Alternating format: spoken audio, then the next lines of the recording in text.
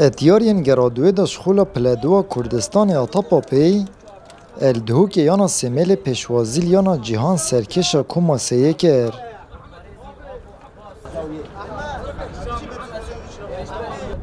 اتنیوای که دا یانا سمیل پیساتت یاری دا و گواشتن سرگولا میوانا خو کر. لیانا جهان برانبر راوستی و همو هیرشنوان تکشکاندن. الخولکا 27 یانا جهان دلیوکا زیرنج دست دا. پشتی هرش بروید گل گلچی ما یبتنه. پاشان خولکا 33 یاریکر هشام محمد گولا پیشکفتنه بو سمیل تومار کر. الدوماهیا و نیویجی هشام محمدی دلیوا گولا دویجیش دست دا. و افنی و بوی رنگیب دومایی کاد.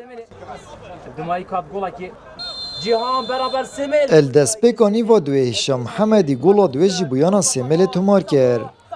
پاشان سمیل چندین دلیوین گول کرنه جیش دست دان. الخولکا 62 یاریکر سیپان مصطفى جداهی کم کرده مشی گولایی که بویانا جهان تومار کرد. لیدلخوشی یانا جهان هنوه که شابشتی یاریکر و محمد سعید الخولکا 67 بکارتا سرحات در خستن. الخولکا 85 تاپا یاریکر سمیل فرحان خلف باسن گول کفت. الخولکا 89 یاریکر هارون احمد انجام یاری بویانا خوب پشتراست کرد و گولا 3 بو سمیل تومار کرد.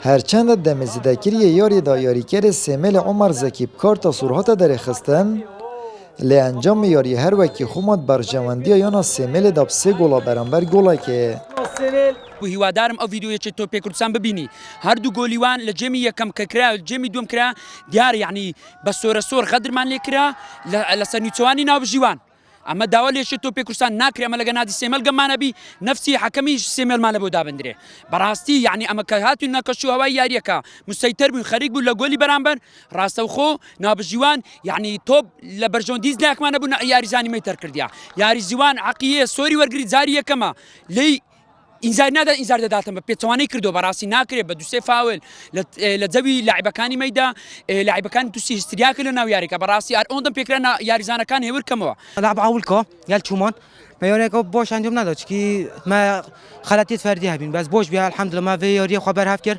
او خلاتيت فردي ما شكل ما كان چور سري والحمد لله ما اوستاك باش پیش کش کرد لعب نادیا جهان نادیا کو باشه بس باش ما کنترل آن کرد باش ما هجمت خوشش دست ندان ما یاری که باش انجام داد الحمدلله سپاس بخودیم ماشیام سه خانن گرینگ دست خوب ببینین ابوان انجامایانا سمیل ها ترزای که کما خدا بچار خالا او یانا جهانجی پاج و چورزا دویب 3 خالا آمد بریفکانی کنال آسمانی پیام دهوک